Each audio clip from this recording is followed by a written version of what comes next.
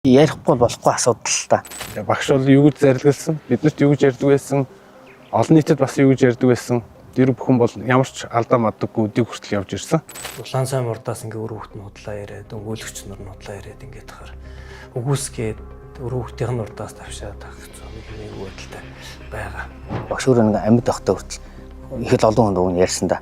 Залж ирээд хайлсан орооноос л юм хийдیں۔ Бидний зурчил хэлсэн дээ яг үүнд.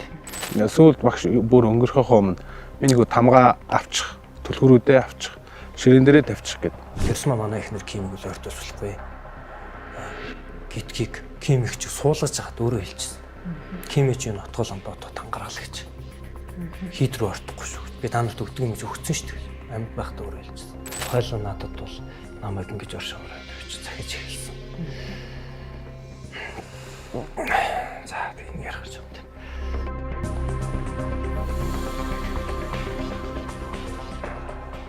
Сайн байцгаана уу үзэгчдээ. Зоригтой ярээ подкастын энэ удаагийн дугаар аглаг бүтээлийн хийдээс хүрч байна. За шүтэн урлаач Бурханч багш Пүрбат агсны дүү Инх амар. За мөн хийдийн зохион байгуулагч, зураач, дизайнер мөнх хоёр нар маань урагд ирсэн маа. Та бүхнийг ирсэнд маш их баярлалаа. За тэгээ гурлаа яриагаа эхлэе да. Аглаг бүтээлийн хийдийн үүссэн түүх одоо өнөөдрийг хүртэл маш сайхан бүтээн байгуулалт болсон байна. Энэ талаар та хоёр маань сэтгэлээ хаваалцаач. Тийм энэ талаар болохоор ерөнхийдөө бол 2009 онд энэ хийдийн минь суурь эхэлсэн багш. Энэ хийд бүсэн газрын орныхын юу газар орны гэх юм бол багш багадаа энд хонь хариулж өссөн. Тэгээ нэг сэнзүргээрэн дээр ярьсан байсан шүү дээ. Нэг садангийн ахын өвгнийх байдаг байсан маа. Тэдний би багадаа хонь хариулж өссөн гэд. Тэр нь болохоор манай наманд байдаг нэг дуур гэдэг өвгөн байдгийг. Тэр болохоор манай аавын аав гэсэн өвөө, аавын төлөө өвөө. Тэгээд багш чинь багадаа болохоор тийм өвлгөр домог сонио ачим хэлдэг юм байсан. Тэгээд манай дуур өвөө чинь болохоор тэрийг сонсохын тухайд нэг багшиг зунаг амралтаар нь авчиж хонь хариулангаа гоё сонин содон юм яриулдаг гэсэн билээ. Тэгээ багч өөрөө энд нэг хонь хариулж өссөн болохоор энэ газрыг багаас ерөнхийдөө тооцоолон ажилласан байсан ч үлээ.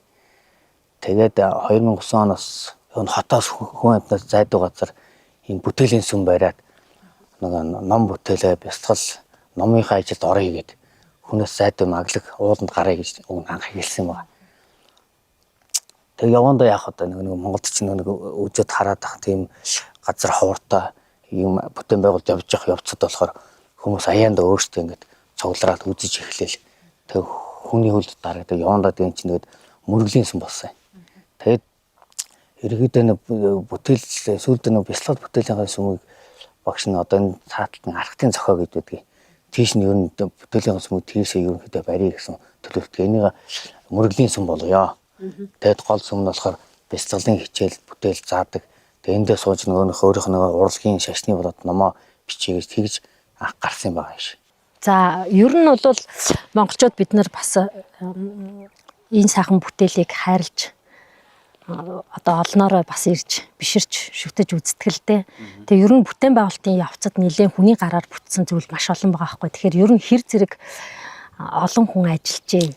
Анд бүтээн байгуулалтанд бол ерөөсөө анханаас бол маш олон хүн оролцсон. Тэр одоо ерөнхийдөө багш нарын шавнараас ахуулаад тэгэл барилгын мужаан тэгээд төмрийн жишээлбэл одоо сүмүүдийн төмрийн ихэд уран төмрийн бацух гэдэг ах байна.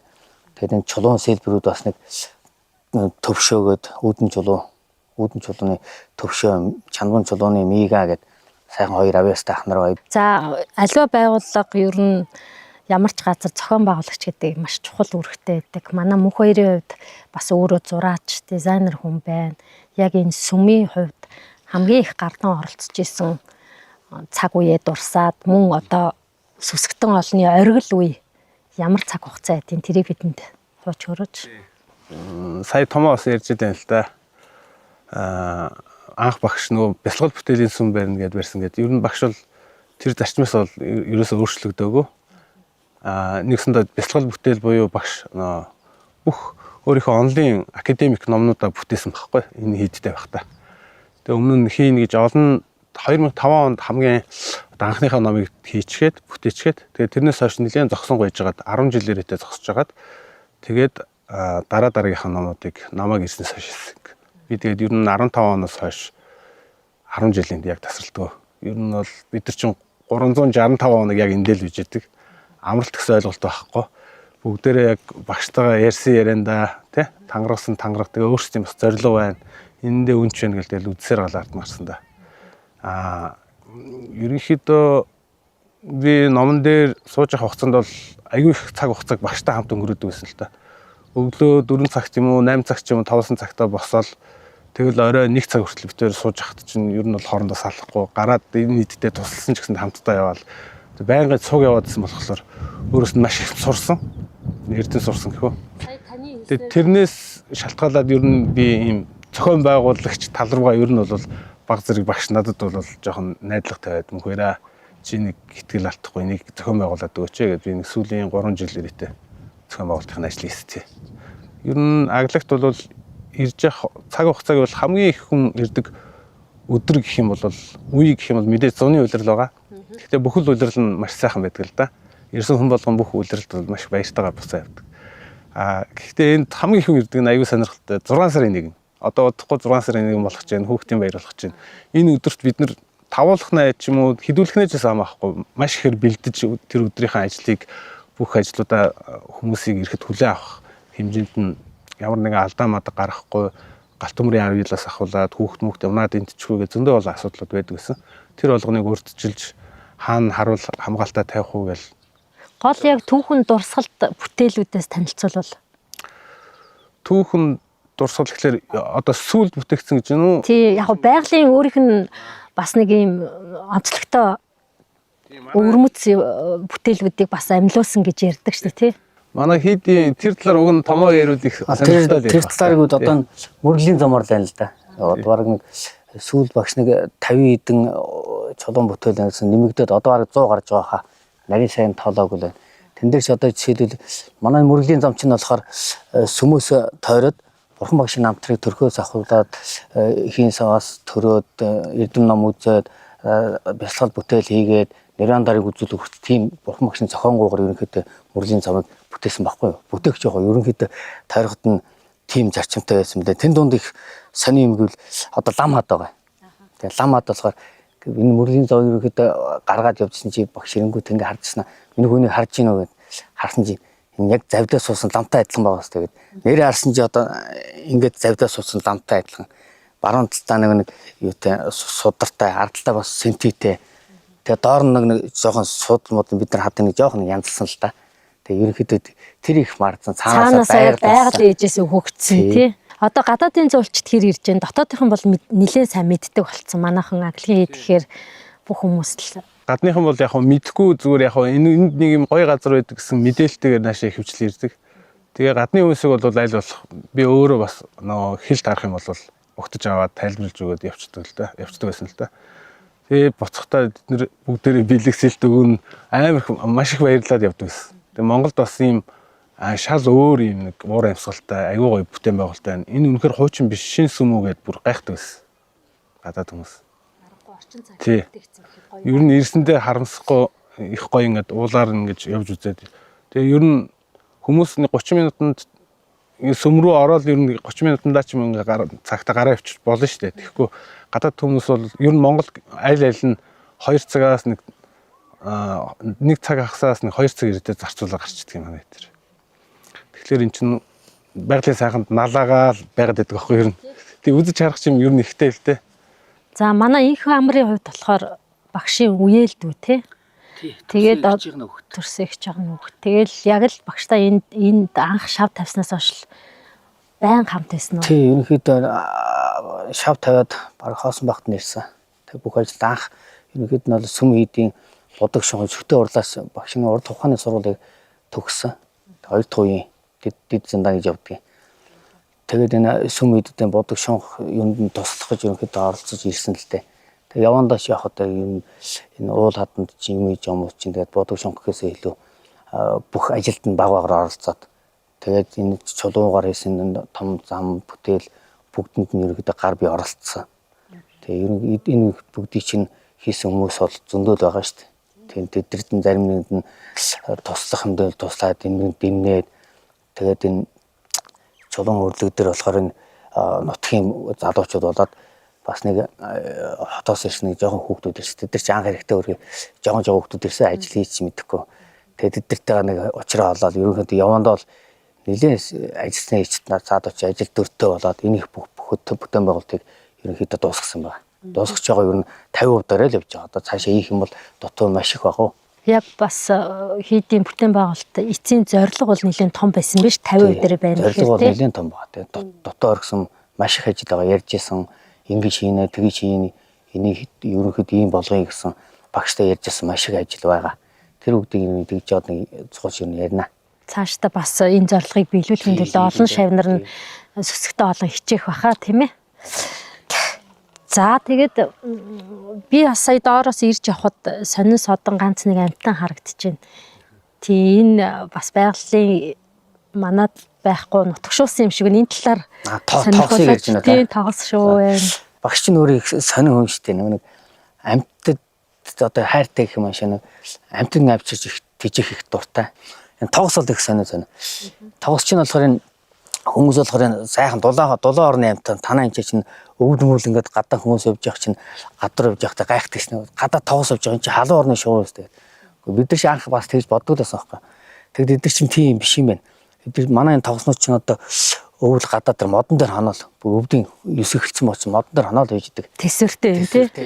Тэгээ яалтчгүй нэг өвөлдөө нэг заримдаа нэг бүр 40 мөч гээд нэг жочрог хөтөрдөг штеп. Тэр үед бид нар бариад нэг байр савнд хийж нэг хэд хондгийн. Тэгвэл хөл гарна хөлдчихнэ. Энэ тоогснууд чинь манай нутагт бүрээс гарсан одоо энэ саяны байгаа тоогс чинь энэ бүр төрж өссөн. Энэ нэгсэн ууг бол унган тоогс гэсэн үг л дээ. Монголчууд бас их хацтай энэ дайны бүтээн байгуулалт үдийг одоо ингээ бүтээгдсэн байна гэдэг бас гайхамшиг. Тэгээ нааша ирэхин замыг ч гэсэндээ усын төсвөр тавьсан тий. Тэгэхээр юмны ингээд нэг учир шалтгаан зохицолтлогоо бас нэг энэ ном мөр бурхны одоо цаанаасаа бас Монгол түмнийг харж үзэж бас энэ цагт энэ сайхан урлан бүтээсэн юм тустай л да. Тийм байна. Бас тэгж бодогдож байна өөр ирэхгүй. Тий, улс дэмжээдээр багшд зам тавьж өгчээсэн. Зам нь бүтээд тэгээ тог ирчээр ер нь хөгжил их тийм шүү дээ. Аливаа юм чин зам дагна тий. Тэгээ тог гэдэг чинь бас их чухал юм билээ. Бид нар чинь анх чинь нэг 200-ын нэг бензинээр иждэг моторт хааж ицсэн мотороо чирээл явж идэг энэ дээрээс. Одоо сүүлд юм их чинь тэгээ тог тоолцсон нэг утас залгаалт юм чинь ястаа амар юм билээ. Юу л бол юу хийж болж байгаа юм тий.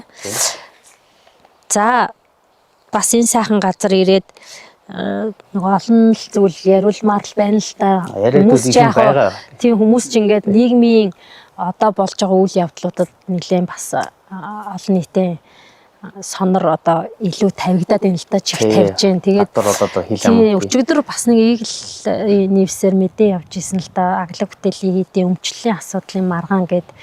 Тэгэд энэ тал дээр одоо бас сэтгэлийн зовоогоод бас элдвэм асуусан бол өршөөгөөрөө та хоёр минь мэдэх чадах юм байл бас олон нийтэд хэлж өгөөч гэж хүсэж байна. Энэ чи ярихгүй болохгүй асуудал л та. Тэгээ одоогоос манай асуудал ерөнхийдөө шүүхийн асуудалтай явж байгаа. Ер нь эцлэн шийдэггүй байгаа. Шүүхийн асуудал дээр хүмүүс чинь нэг зарим нэг эцлэн шийдсэн мэд дээр янз бүрийн материал энэ яг тэгээ хоб болохоор муу юм болохоор аюу хурдан тардсан юм дээ шүү дээ. Энэ асуудал дээр болохоор нэг саяны болсон дээр ийглийн дээр болохоор тэр нарийн шүүхийн бичвэрийн тал дээр нь Отонбаатар лам сайн ярих байхаа. Цаа чи ерөнхийдөө бид нар ерөнхийдөө ард ингээ суучаад манай Отонбаатар лам чинь тэргэн учраас хамаг ажилд өөрөө гүйж байгаа. Тэгээ бүх нарийн бичвэрийн тэнэтэр дээр гүйж байгаа. Бид нар ажиглал ерөнхийдөө оролцоход нь оролцоо суучих. Ард нь бол маш олон байгаа шүү дээ. Богоо нийгмээр болохоор ганц нэг лам отгоо гэдэг лам ганцаараа хувьдаа авах гэж байгаа юм шиг.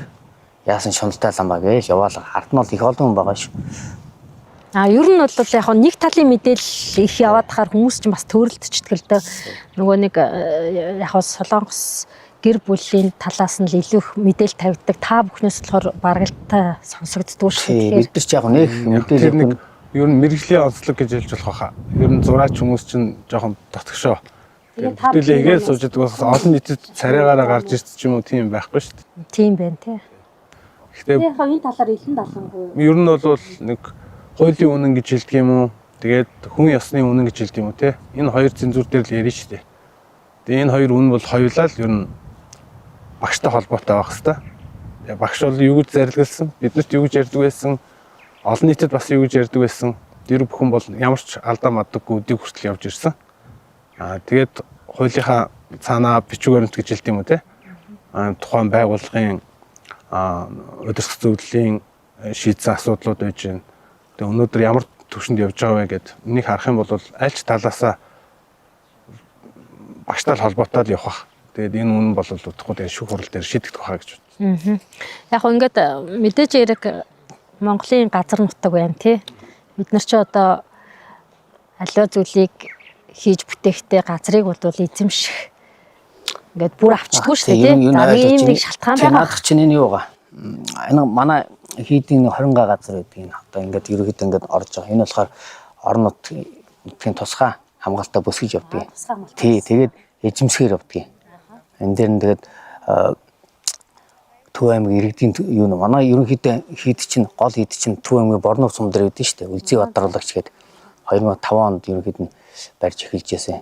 Тэрнээс өмнө нэг аймгийн иргэдийн төлөөлөгчдийн хурлаар тушаал гараад тэгээ үүсгэн байгуулагч нар нутгийн хэдэн хөгчүүд 20 гаруй хүн байдаг. Тэн дотор бас багш өөрөө ороод ерөнхийдөө тэргүүн ингээд явдгийг. Тэгэхээр энэ газар нутаг чинь орон нутгийн эзэмслийн газартай ерөнхийдөө тийм газар байна. Тэгээ гол маргаад байгаа асуудал нь юу юм? Маргаад байгаа асуудал бол ерөнхийдөө ойлгоход маш амархан шүү дээ. Энд чинь юус ойлгоод байгаа юм байхгүй. Энд чинь манай хэд чинь шашны төрийн бус байгууллага, ашигын бус байгууллага. Энд чинь удирдах зөвлөлтэй.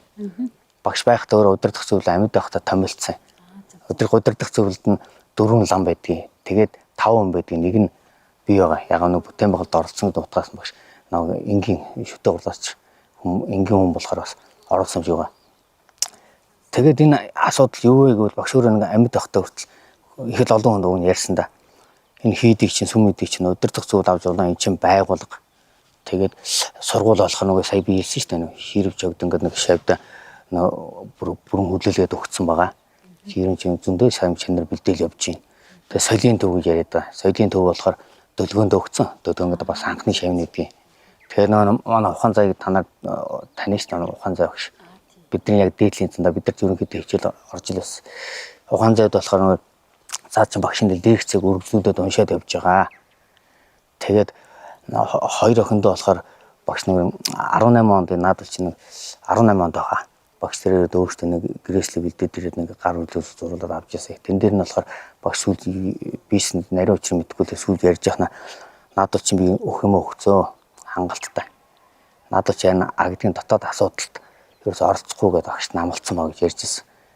Энэ болохоор ерөөс ийм л асуудал байхгүй. Хүн ойлгоход ингийн. Гэтэл одоо болохоор шүүхтэр шал өөрөө маргаа. Шүүхтэр болохоор надад чинь одоо шал хөндлөнгийн ерөөс ямар ч хамаагүй тийм ламнар. Тэгээ айгүй шуналтай ламнар гэж яриад байгаа шүү дээ. Тэгээд гадны тэгээд шавнар хамаагүй багшигаа байхад нь баг эдгээс ухааны шавнар нэг чулуун бол өөрч хадаас тавиагүй шавнар нь булааж авах гэдэг нэгсэн тийм ойлголт гадар явуулаад тэгээ хувьдаа ерөнхийдөө өмчилж авах чинь гэж яриад ах шүү. Тийм яриа явуулгаа.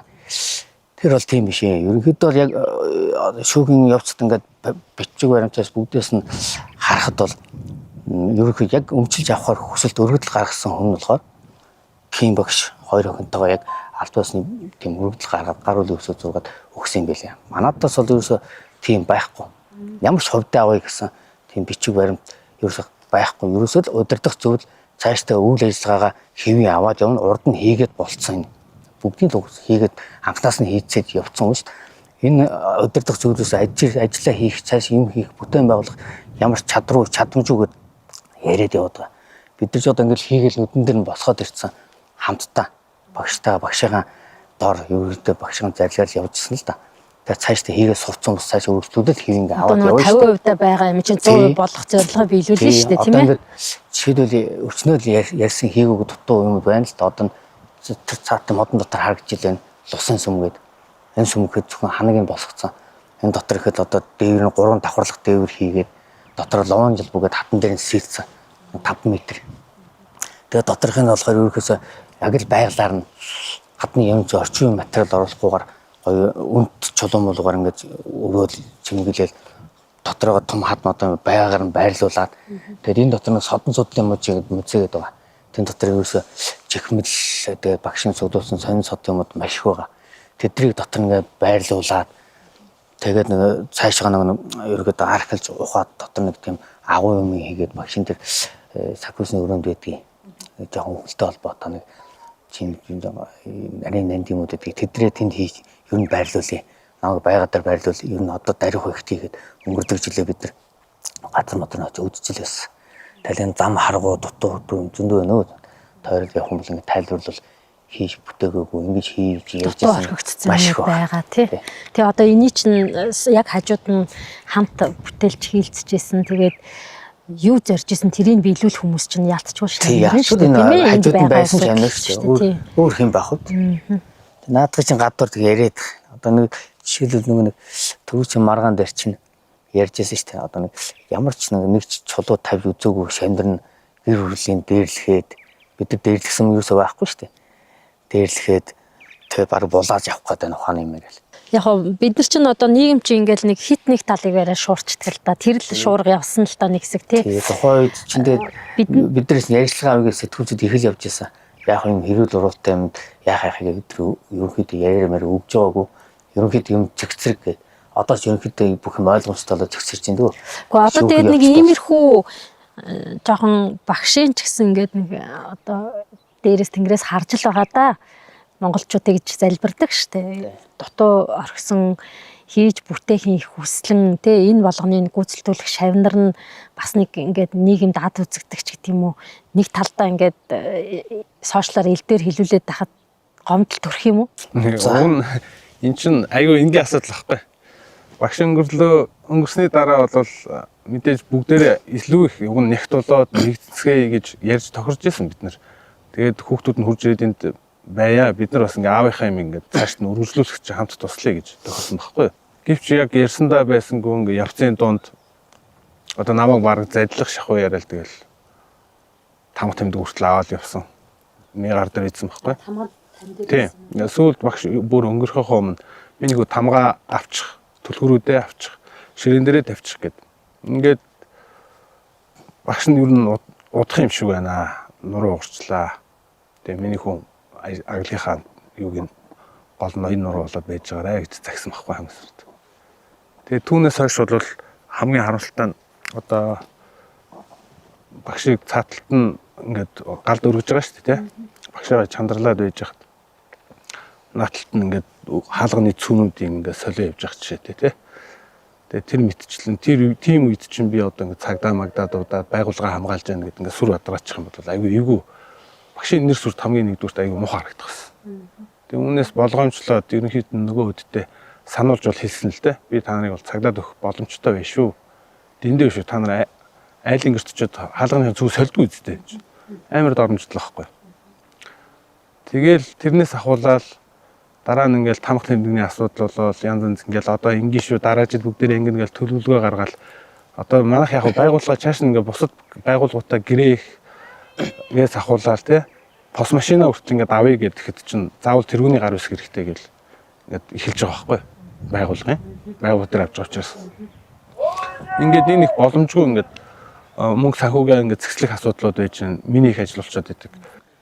Энэ нэг монгол хүний одоо бас нэг ертөнцийг харах байдал шал өөр л дуужуу тайвуу бидний чинь нэг юм гүндүүгүү за ингээд зоримгоо өрүүл зоримог дайчин гэлтэй шийдвэр гаргахтаа хурданч гэдэг юм уу. Тэгэд энэ байдал нөлөөлөд бас та хэд маань олон нийт рүү гарахгүй нэлээ утсан л байна л да. Эхнээсээ хүүхд түүхийн хамт бүтээлсэн хүмүүс ингээд одоо тохоо хөгж байгаа юм шиг хөөгдөд гарахаас эвгүүлтэй. Яагаад ийм одоо сонин үзэгдлийг гаргаж ийн Монгол хүнээс ялгаатаа сэтгээд байна тийм үү? Би тэгж хэлэх гээд байна л да. Магадгүй нэг тэр улсын одоо нэг зан характер соёлын ялгаа байгаа тийм үү? Энэ камерын хувьд бол айгүй хэцүү байхгүй юу? Бүр хар хүүхд байхасаа сургуулаа хүртэл орхиод тэгээ багштайгаа нийлээд компьютер графикаар сурчсан тий. Тэгээд мэдээгээр. Тийм тэгээд болоод ер нь өөрийнхөө мөрөөдлөө хойш нь тавиад багштайгаа нийлээд энэ гоё бүтээн байгуулалт энэ төслийг юм болгочихё. Нэг бас нэг насандаа хийх хүний барагтаа бол хүний хувь байхгүй шүү дээ. Энэ болгон дээр сууж идэг ард нь тэсэд гарна гэдэг чинь хэцүү байхгүй. Тэгчгээд ингэж нэг насаа хамгийн залуу ирч хүчтэй жинхэнэ хийж бүтээдэг насаа зориулчихад тэгээд хөөгдөд гарна гэдэг бол муухай байхгүй. Тэгээ багш хүртэл тэгж айлдаагүй биднийг заавал энэ хийдэ авч яваарай. Та нараас өөр хүн ирэх юм бол үдж байгаа чамайг хийдгээ үлдэн шүү. Энэ хизээ тийм байж болохгүй гэж биднэрт ер нь байнга тэгж зааж сургаж ирсэн л та. Тийм. За тэгээд Хилэн Далангуй бас сайхан ярилцж байгаад баярлалаа. Ер нь одоо цаашид та түрүүн бас хэлсэн шүү дээ. Одоо юм тодорхой болж ин доо гэдэг нь ямар чиглэлгүй яваадах шиг энэ шүүхийн процесс нь яг олон л шүүхээр яваадах шиг байна. Тэгээд захиргааны хэрэг, иргэний хэрэг гэх мэтчлээ. Тий, ерөнхийдөө захиргааны иргэний хэрэгээр одоо шүүх ингээд явцад ингээд харж байгаад бичиг баримт материал анхандаа жишээлбэл ханаач нэг ямар нэг юм дэлээ нээвслүү нэг сайтад ярилцлага өгсөн шүү дээ. Тэн дээр болохоор багш нэг аглыг биднэрт нэг өвлүүлж өгсөн гэрээсэл байгаа мэтэр янз бүрийн яриад тухайд би ч нэрээ багш гэрээслээд өгсөн болов гэд өөрөө эргэлзээл ерөнхийдөө тэгэл явж ил байсан. Тэр нь сая шүүхтэр тийм ям аглыг хувьд нь өмчлүүлсэн тийм гэрээсэл мэйслэд юусо байхгүй гэдэг нотлогдчихлоо шүү дээ. Тий ерөнхийдөө тэгэл шүүх явцд явж байна. Одоо нэг 6 сарын 3-нд ихэд л натраачтын шүүх, иргэний шүүх болно. Тэгэл араараас явж илэн. Тэгээд бидний бичиг баримт чи юусо хууль зүйнээс гарч ирсэн албан ёсны үнэн болно гэсэн тамга тэмдэгтэйгээ удирдах зүйлийн бичиг байгаа. Нэгсэндээ төрийн бас байгууллагаар удирдах зөвлөлөөрөө шийдвэрлээд явах бүрэн эрхтэй. Тийм бүрэн эрхтэй байгууллага хууль ёсны ганц эдрийн нөгөө ганц нөгөө яваад байгаа шалтгаан нь юу вэ? Одоо болох гэдэг нэг иргэн иргэдээс натаас гэрэлтэй холбоотой ярьдаг. Тэн дээр хууль бусаар өвлөх хэрэг гэрчлэгийг нээлгдсэн байлээ. Тий тэрнээсээ болоод хамаг асуудал үүсчээл яваад байгаа л да. Зөв. За одоо ингээ хар ухаанаар одоо ингээл асууя байгаа бодит байл бид гур одоо өмнө нь танил биш таартаа ингээ яриа сууж захтаа л би ойлгож байгаа асууж байгаа шүү. Өөрөөр хэлэх юм бол энэ бүх бүтээлийг ингээд өв залгамжлагч гэдээ авах гээд байгаа юм уу? Тэг ер нь хувьдаа авна өмчилж авахар юугаа өргөдлөг гаргаад өмчлөлийн тэмдэглэл нь бүр гарцсан байлээ. Тэрс хийдтэй бол холбоотой биш. Ер нь хувьдаа өмчилж авах гээд тэгэл ламдар нь болохоор энэ удирдах зүйл болохоор байгууллага цааш нь албан ёсны бичиг баримтаараа удирдаад аваад явна гэсэн л үзэл баримттай. Энэ талаас болохоор хувийн өмч болох гээд хувийн өмч бол та нар өөрсдөө дор бүрнээ бодоод үзэхгүй юу? Энэ том байгууллага хувийн өмч боллоо гэд ямар хэсэг боломжгүй баха тий. Энд чинь ингээд түүхэн дурсгалт газар өөрөө. Тэгээд төрийн хамгаалтаа дархан цаацд газар. Дээрээс нь энэ олон бүтээлүүд чинь өөрөө оюуны өмч тийм үү? За ингээд шавнарын гар бие оролцсон юм байна. 19 онд баха энэ Японы болоод ер нь соёлын энэ сэтгүүлүүдэд ярилцлага өгч ирсэн. Өөрийнхөө бүтээлийн тухай. Ярилцлага гэх юм уу одоо сэтгүүлд нэг нүүр орж байгаа шүү дээ тий. Тэнд чинь миний санаж байгаагаар бол 400 гаруй их Монгол улсын шүтэн тий одоо юу ч хэлдгийг эрдэм шилжилгээний ямар нэг эргэлтэнд ороогүй бүтээлүүд манай хийд дээр байгаа гэж. Энэ аюу том Монголын соёлын асуудал яригдах байхгүй юу? Энэ бусаас хувь хүний тэрий чинь хувь хүн өмчлүүлж болохгүй шүү дээ. Багш хүртэл өөрөө миний өмчөө гэж бүртгүүлээгүй байхад тий эргэлтэнд ороогүй байгаа. Тэгээд энэ бол юу юм ихлээр өмнөх урд урдын мэрэгдүүд багшд олон багштай байсан багш. Тэгээд энэ багш нар нь за чи энийг ингэ шүү гэл те. Одоо за галдамшигтын хуруу байгаа шүү. Энийг тэр сүмд өгөх ёстой юм аа, ингэх ёстой юм аа гэд ингээд байр байранд нь тавихын тулд хуучны ер нь бүхэл хотод хоёулгаадууд те дараагийнхаа үнэ бэлддэг, тэр хүндээ ямаа захиж үлдээдэг. Тийм ганцхан хүн биш те. Олон хүмүүс ингэж тухайн юмнуудыг ингээд ор сурггүй алга болчихос сэргийдээд уламжлуулад хэдийн наслан төдий сайн штэ тийм биз дээ Монгол нутагта. Тэгэхгүй энэ бүхэн ингээд одоо Монгол хүн байсан ч гэсэндээ хуймж болчих юм бол эргээд зэр бол хаашаа орсон бид нар хянах юмш боломжгүй байхгүй. Тэгээд ер нь бас харилцаа. Тэгээд бид бүхэн ч одоо энэ олон хүмүүс аль нэг хин нэгний хувийн бизнес юм уу гэр бүлийн одоо бизнест бол ажиллаагүй байхгүй.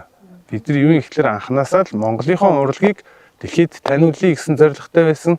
Тэгээд байгалийн сайханд хүний сайхан бүтээлэрийг хослуулж хийял гэж багш уриалдаг байсан. Тэгээд түүнийхээ төлөөл хий. Тийм багшд нь хүч байна, мэдлэг байна. Таад надад туслаач ээ. Хамтраа л хүчөө өгöd.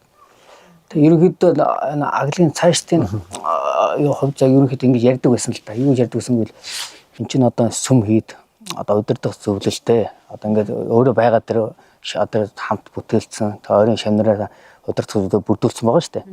Тэгэхээр Натганбаатар лам багш хоёр чинь юу гэж ярьдаг байсан бэ гэвэл одоо дараа дараагийнхаа бид нар ч бас хүн юм чинь бас өтөл нөхөн тэгэл цаг хугацаа явна шүү дээ. Тэрнээс чи хойш чинь энэ орон нутгаас Төв аймгийн Борнуур сум тэгээд ингээд тойроод Баян Жандуун, Батцанбөр тэгээд Жаргалан тэгээд энэ сумдуудаас ер нь хүүхдүүд аваад багаас нь бэлдъя. Лам болгоё. Тэгээд хийдтэй авчираад юу сэнд нь шавлан сулгаад эрдэнэ номоо заагаад ягаад энэ хийдтэй багаас нь авчираад байвал өөрөнд өс төрөөд тэгээд энэ ажил гар бие тусалсан чинь өөрийнх нь гэрт яаж хаа өөрийнх нь яаж ханддаг вүлээ өөрийнх нь тэрэн шиг юусаас багаас нь өөрийнх нь бэлдээ. Тэгээд тэгж их ярьдаг гэсэн. Тэгээд энэ нутгийн удирдлагуудтай ер нь нэлээд ярьсан ч байдгийг цаад ч өөр мэдчихэл байгаа хэрэг хэдэн удаа ярьж байгаа би сонсч байсан. Тэгээ ерөнхийдөө өнгөрдөг жилээ болохоор заатгаалам одоо хоёул энэ жилээс нөө хүүхдүүд одоо бэлдэхгүй болохгүй нэ. Ер нь явцсанд яагаад өдөө бол бэлдээгүй юм бол нөө бүтээн байгуулалт хийж байгаа энэ чинь байнга чулуу машин техник эрсдлэгтэй учраас хүний хүүхдийг авчаад янз бүр болгочихоо гэж багш тэрнээс их хаширдаг байсан л да. Тэгээ ерөнхийдөө одоо нэлээд юмны хард гарцсан шүү дээ. Одоо ер нь цаг нь болчих. Энэ жил хоёул хүүхдээ аваа гэж үн ярьж суусан. Тэгээд даанч өөрөө төрүүлэл явчлаа л да. Тэглээ тий харамсалтай тий. Тэгээд ер нь энэ эцсийн зорилго бол олон бас шавнараа бэлдэх. Тий дараа дараагийнхаа залгамжийг бэлдэн шүү дээ. Энд нь өөр сайхан хийд оронд нь бэлтжүүл.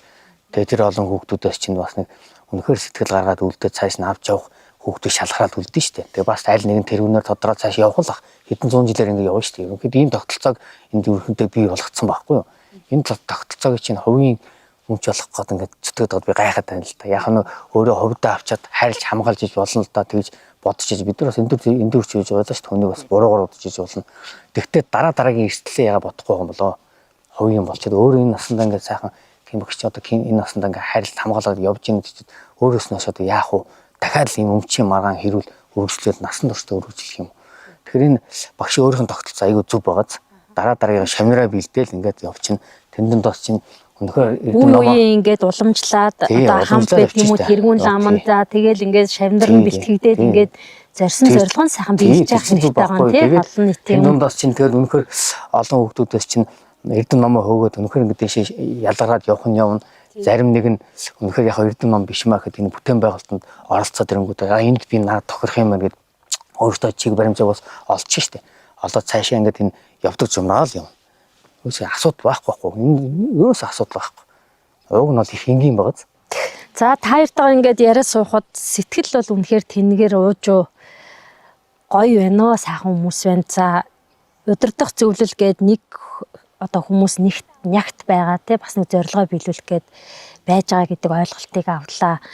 За мөн магадгүй ингээд зарим нэг нэр дуртаатай хавдаа одоо ингээд бас шавнараас нь за одоо муухагаар буруу хэлж магадгүй шүү бид нар чи энгийн хүмүүс чи их хамаагүй хөхтэй шүү дээ.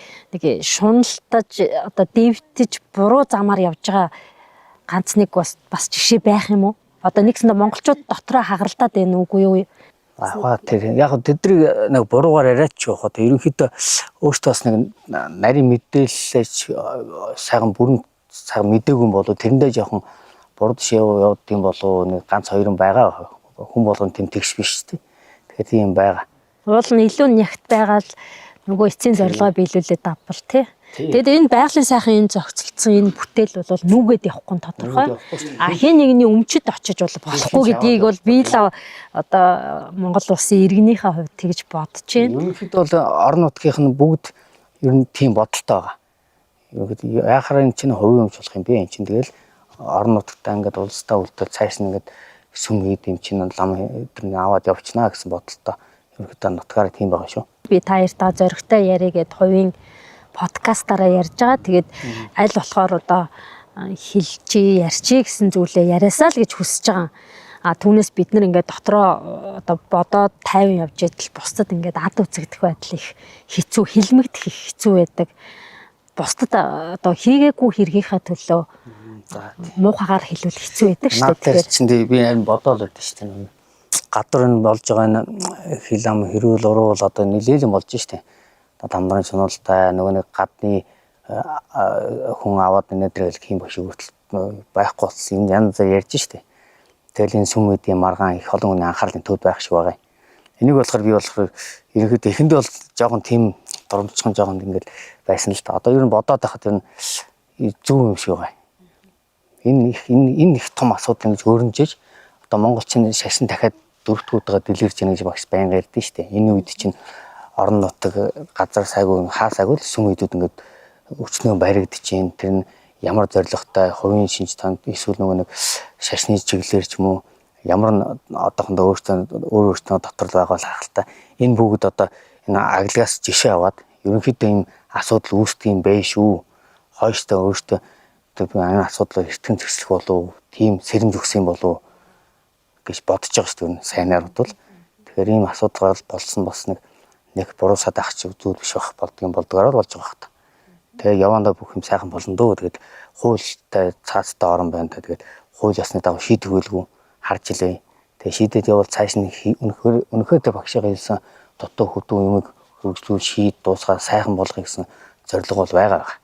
Хүн болон байлгүй байх уу. Тэгээд над миний доор ажиллаж байсан өчнөө хүүхдүүд байгаа. Тэдэртээ би хэлээ л ер нь бэлэн байж байгаарэ. Тэгээд ажил эхэлж магадгүй шүү гэдэг. Тэгээд эхлэх байлгүйдэл найдчихсан. Манай их амрын хувьд одоо энд анханасаа ингээл багштай хамт амьдраад дүүгийн хувьд, шавийн хувьд явж исэн. Тэгээд бас гэрт нь сая орсон чинь 3 хөөрхөн хүүхэдтэй болсон байна. Гэр бүлийн талаар манай амьдралаа ер нь энд зориулсан байгаа байхгүй тий. Энд ирэхдээ би ганцаар ирсэн багшиг дагаж ирэхдээ. Тэгэл явцсан тул манай хүн чинь энд таваа чинь туслахаар ирж исэн. Тий. Тэгэл явандаа явах удаа тэгэл амьдрал үүсгэл зам дээр гэл тиймдээ уулзаж уучраал. Тий, тэгээ одоо сайхан 3 хүүхэдтэй байж лээ. Мундаг сайхан өнөр өтгөн гоё гэр бүлээлээ. Та эдтэй бас аз жаргал хүсье. За сансан бүхэн сэтгэлэн бүтэх болтугай. За манай мөнх хоёрын хувьд багшийн минь одоо хийж бүтээе гэж зорж исэн хажууд нь хавгүй их ер нь ярьсан яриануудыг би сонсч байсан учраас ном хийж явах хугацаанд тэгээ тэр бүхэн нь бүтгэх хаа. Ягаад гэвэл одоо багш минь хүртэл хүн мөнх усаа гэдэг биеэр үзүүллээ шүү дээ. Тэгээ тийм учраас хүний бие бол хэмжээтэй юм байна. Хүсэл гэдэг бол хязгааргүй энэ сайхан зүйл цаашаа 10 цагаан буйн дэлгэрэх болтугай гэж ерөөё. за ерөөл бат сайхан орших болтугай. Баярлалаа. Миний одоо ярианд бас урилгын маань хүлээж аваад ярилцсанд маш их баярлалаа.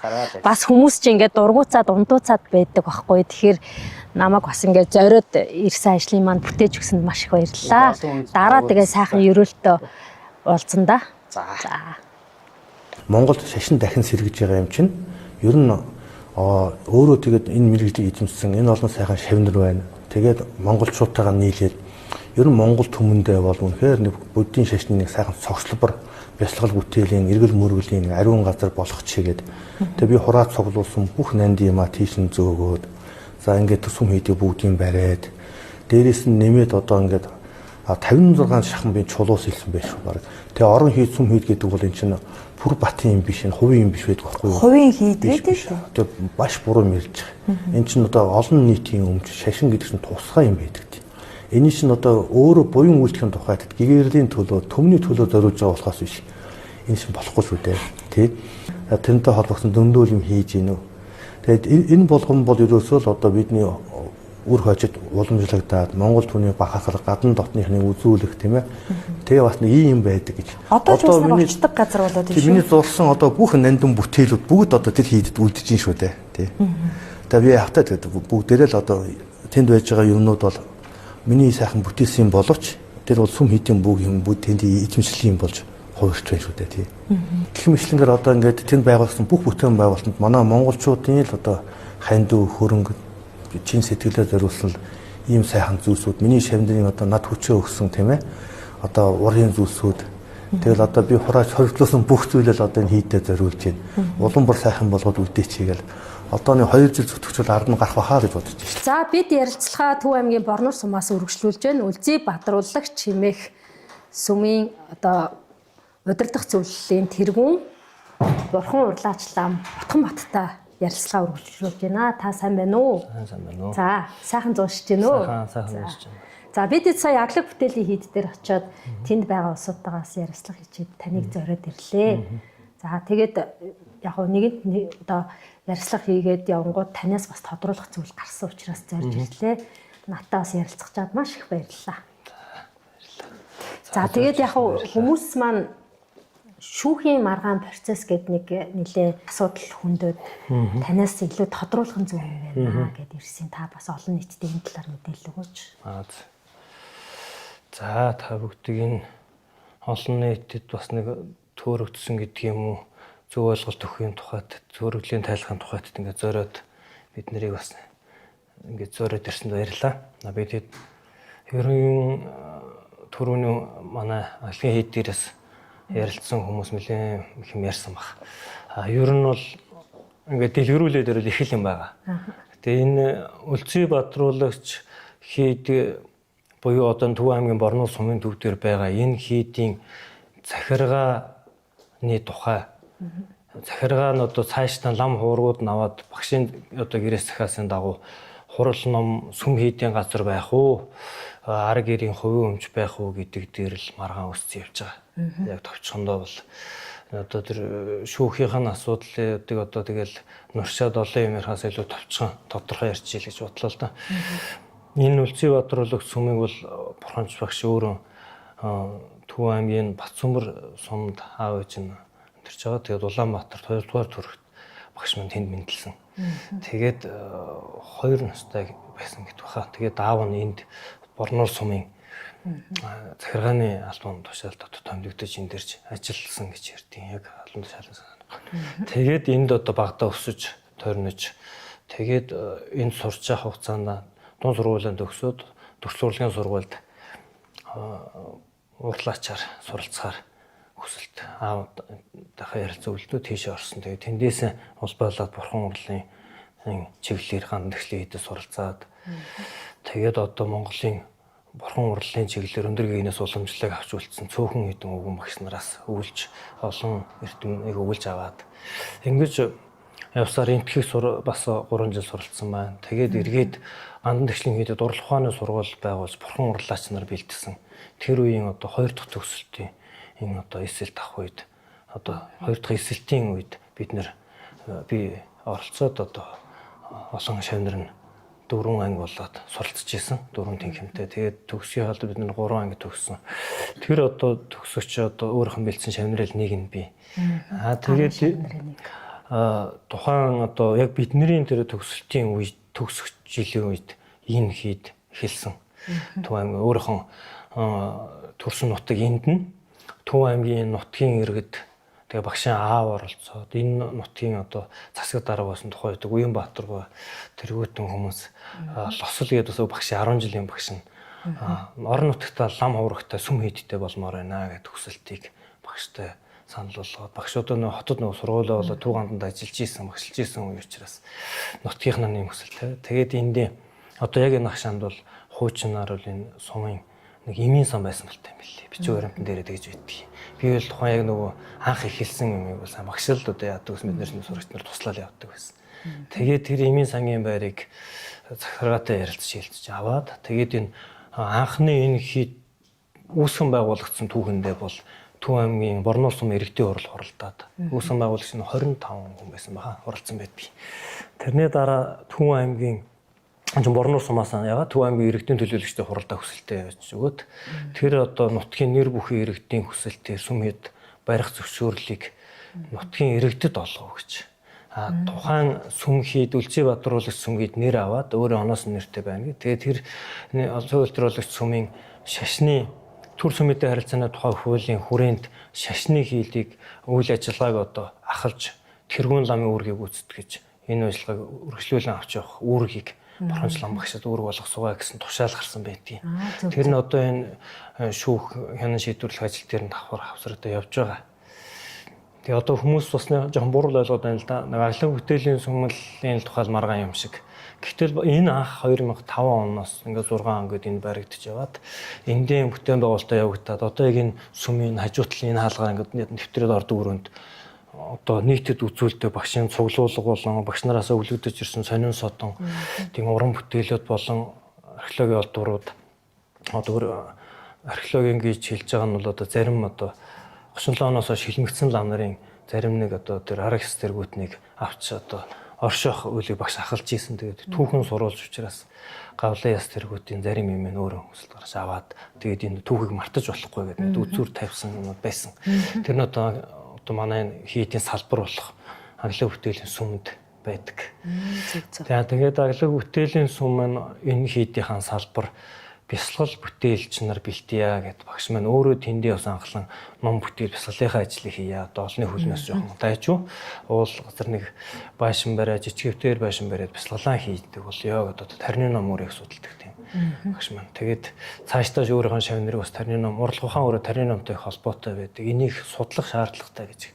Тэгээд нэрийг ном л их үзэх хэрэгтэй гэж шаарддаг тийм байсан. Тэгээд тэрэн дээр үнэлж тэр хийдэг анх үсгсэн гэж өөрөө альддаг гэсэн. Тэгээд өөрөө урлаач хүн олон шавнар монголчуудын одоо газраас ирсэн шавнар хүсэл тавьж тиймч гоё юм барих хэрэгтэй. Та ийм гоё ингээд олон хүний хүсэлт зориг оролцооны үндсэн дээрээс өөрөө дэлгэрүүлээ. Тэгээд тэр хэд мэн энтгээсээ ч одоо нэг салбар хэд мэн нэг бяцлаглалын байшин мань байшин сүм газар болоод тэгээд тухайн үед нэг бүтээн байгуулалт явагдаж байгаа хугацаанд бас зарим ажил нь ингээд цаашаа явхад санхүү тийм учраас шавнартайгаа зөвлөлтөд багш үүднээс нь ч хураамж аваад тэрүүгээр бүтээн байгуулалтаа явуулдаг, улстай тайлангаа тавьдаг. Тийм боловч энэ тайлан бүх бичиг баримтын энэ үлцэн бадруулагч хийдэр явдаг. Үндсэн төв захиргаа маань энэ.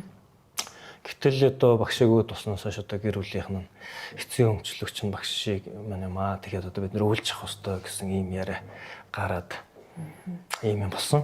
Тэгээд өвлж авахтай холбогдуулаад энэ улсын бүртгэлээр явсан юм байна лээ. Тэрийг бид нэр ихэндээ мэдээгүй байсан.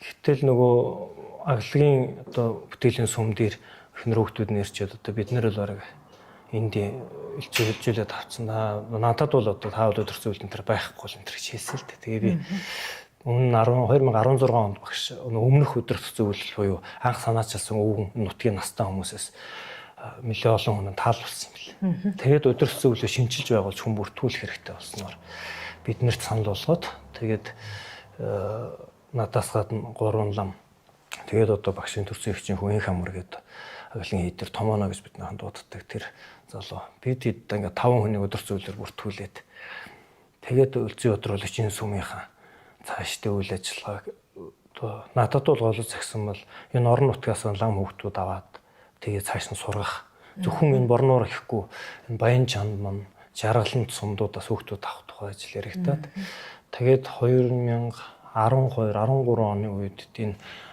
Батцөмбөр суммаас 20 гаруй хүүхдүүдийн нээсэн жагсаалд надад өгөөд намайг дуудаж өгөөд нэрийг одоо цуглуулж сургаалт энэ төр явуулж дараагийн үе бэлдээ гэд.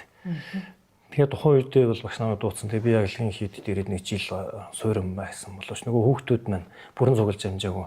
Дээрээс нь бүтээн байгуулалт уулын нөгөө өндөр дээр хийгдэж байгаа учраас нөгөө тээвэрлэлт чулуу тоос өндрийн бас нэг барилгын үйл явц юм аюултай янз бүрийн эрсдлийг тооцоолоод тэгээд айлын алах хүүхдүүд бас янз бүрийн юмд өртөхгүй гэж багш өөрөө сэрэмжлээ тэгээд сургалтыг төр зогсоосон. Тэгээд 2023 24 оноос энэ ахиж эсэлтэй авч хүүхдүүдийг бэлтийя. Миний биеийн хувьд ч гэсэн жоохон эрүүл мэндийн хувьд ч гэсэн жоохон ядраад байдаг боллоо. Шаардлагатай бол би төв газар бараадаж ном бүтээлийн ажлыг хийцгээд та нар энэ ажлаа цааш нь авч явахаар энэ үйл ажиллагаа цааш нь чиглэх тухай яригдчих эхэлсэн. Тэгээ энэ одоо сая өөрөө маргаантай холбоотой юм асуусан учраас би энэ төвхийг яв товчих ингэ болох чинь. Яриад үйл их л одоо багшаахан тоод урсан их л юм байна. Маргааны хувьд бол ингэсэн. Багш маань 2024 оны 4 сарын 10-нд таал барьсан. Тэгээд Улаанбаатарт гэмтлийн эмгэгтэр таал барьсан. Тэгээд шарилын залаад Тугаандан дээр хүндэтгэл үзүүлж одоо шашны нэг зүтгэлтэн хүн учраас шашны дэд сургуулийн урлах ухааны тэнхимд өөрийнх нь үүсгэн байгуулсан тэнхимд шарилын залаад ханд нэгслийн хийдээс ламнар томилоод тэгээд шавнар бид нэр таллаас нь цуглаад ингээд төдөө гадаанаас олон шавнар ирсэн. Тэгээд бид нэр ээлж 7 хоног шарилын дээр дуу таслахгүй ном орсон. Тэгээд шарилыг одоо их хэрхэн орших тухай яригдчих гэлсэн. Тэгээд тухайн үедээ бол багш өөрөө 2022 оноос ер нь би нэг 60 нас хүрнэ. Гинт ингээд тосол юм болчих байхаа. Би тэгээд нөгөө настай шүү. Та нар сэрэмжтэй байгаараа гэж. Тэгээд тухайлан надад бол намайг ингэж оршоорой гэж захиж эхэлсэн. За тэгээ энэ ярих гэж байна. За тэгээд 2022 он 2015 он гээд 2 онд багшийн лагшин жилээр хийж ер нь үе тийм юм өөрөө айлддаг болсонтой холбогдуулж миний бие санаачлаад бурамчлан багшийн шавнар болон андагшлын хийдийн их унзадлан лав сүрэн унздгаа одоо лавн лам хийж байгаа авдын гэрэлхт нэртргүүдэн тайлтгаад бирэд хамтаараа багштай Батууршил өргөх даншиг мандал тэргүүтэн өргөж 2 удаа өргөсөн. Тэгээ 22 онд даншиг мандал өргөхсний дараагаар бол багш бас л тэр айлдуураа айлтсан учраас миний зүгээс өндөр гэгэний моторын дарц тэргүүтэн одоо түүхэн одоо дээдсүүдийн одоо моторын дарц одоо тэмдэг тэргүүтнийг авч үлдчихсэн ус байгаа учраас та өөрөө дахин гэж айлдаад байгаа учраас би таны моторын дарцыг авч үлдэх хүсэлтэй байна. Одоо тэгээд лагшин тунгалаг байхад нь айлдахгүй бол хожимдохдаг юм шиг байна. Ингээд ажиглахаар түүхийг ажиглахаар. Тэгэхээр өндөр гэгээнийх бол Монголын одоо ертөнцийн сан хадгалагтай байдаг. Тэгээд өндөр гэгэний моторын дарцын хадган дээр дарсан тэр дарцны хуулбартай миний багшийнхаа яг таардаг байсан.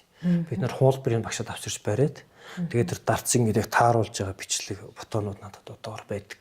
Тэгээд сонин санагтаад ингээд ямар ч хүнийхэн хурууны урт бог нэг өөр идэх юм билээ. Тэгтэл багшийнхаа яг таарч ирсэн. Тэгээд багшийнхаа моторын дарцуудыг би хүсэл дээр тэгээд даруулж авч үлдсэн. Энэний дараагаар бол цаашдаа ажлын хийд сургалт ном ямар байх тухай. Одоо өдний хүртэл одоо хурал ном жигдлээд ирсэн байгаа юм чинь хурал ном аяаж авч явах тухай. Гэрээс маягтай юмнуудыг дахин айлдаж эхэлсэн юм аа. Тэгээд энэ тухай бол тухайн үедээ би нэг тийм хүлээж авчулж чадаагүй яг үнэндээ. Та байжсэн дээр баха та өөрийн талаар бол одоо урт удаан орших, урт наслах хэрэгтэй, эрүүл мэндийг бодох хэрэгтэй. Бид нарт бол ихэн захиж үлдээ гэдэг найдал дуртай биш ээ. Бид нэр одоо тань шиг авч явахд хэцүү. Тэгэхээр миний хувьд таныг байгаа хугацаанд л хурал номд нэмэр болъё гэсэн. Боловч багш өдөр цэцэглэн хүн бол одоо хариуцлагатай байх хэрэгтэй. Ингээд цааш там бол надаас хойш нэг чухал юм айлтгахтаа бол би ахаа төрөд ирнэ гэсэн. Тэрийг бол надад өөрөө айлтчихсан.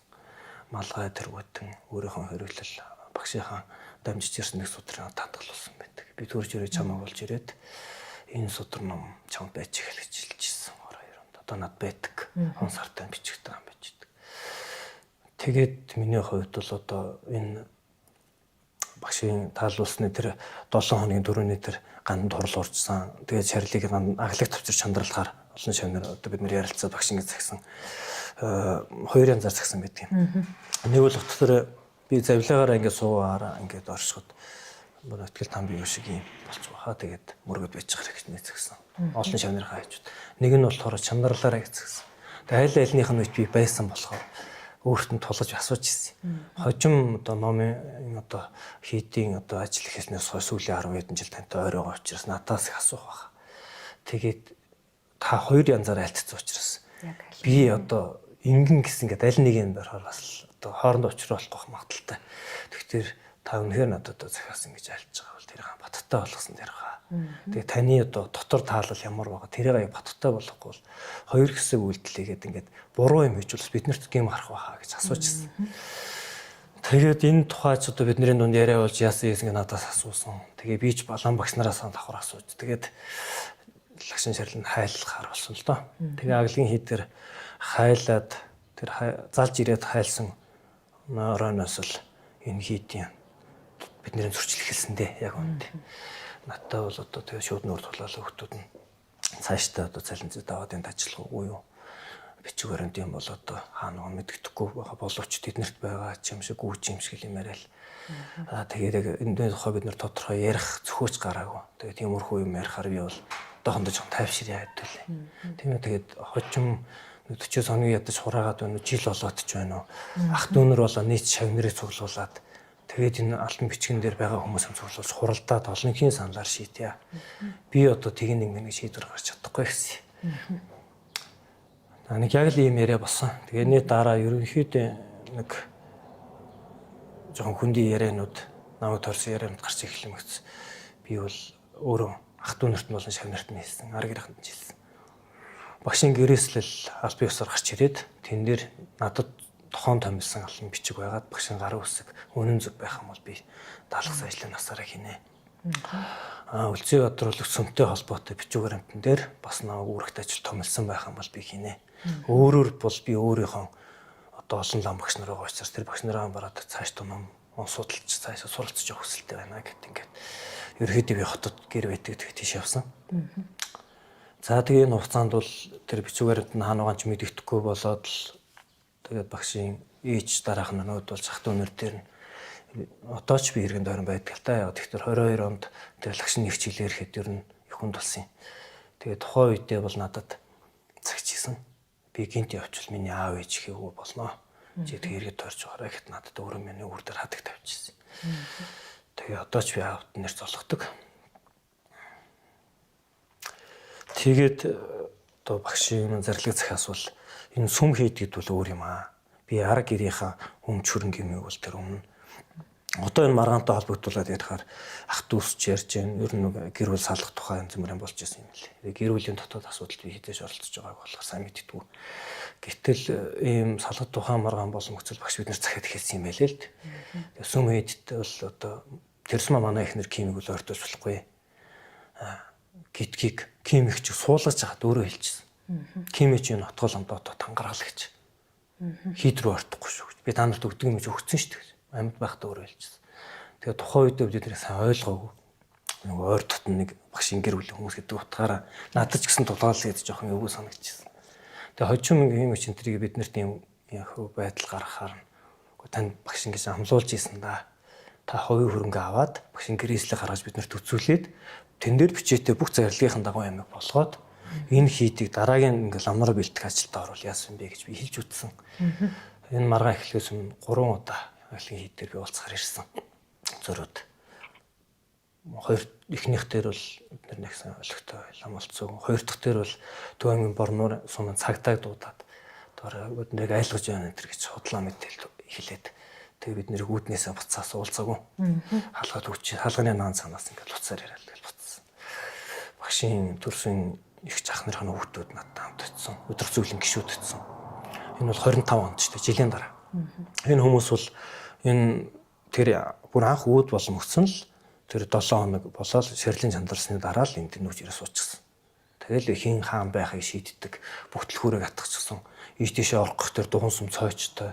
Тэгээд л байнгын төлхөр байсан охтууд нь орхоор ингээл араас уцаар бичлэг хийгээд нэг юм байдалтай л болсон. Тэгээд байнга цагдаад юм хар сэртэй юм шиг гинт хөрөмгийн юм байхаар чинь бид ичгсэн. Тэгээд за одоос арга гэрний юм чинь бас ийм хүнд байхад бид нэр илүү зан гаргаад явахтай орхисон.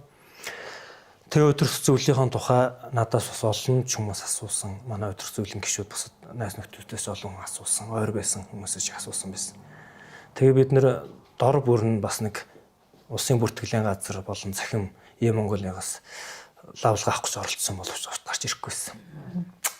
Тэгээ бүтэн жил тойрсон. За тэгээ бүх юм намжаад ингээд жил болж исэн. Энэ хүмүүс чинь ингээд сууршаад бид нар чинь хаяа орж гарах жоохон эвгүй байгаа болохоор бүр ирэхэж болсон.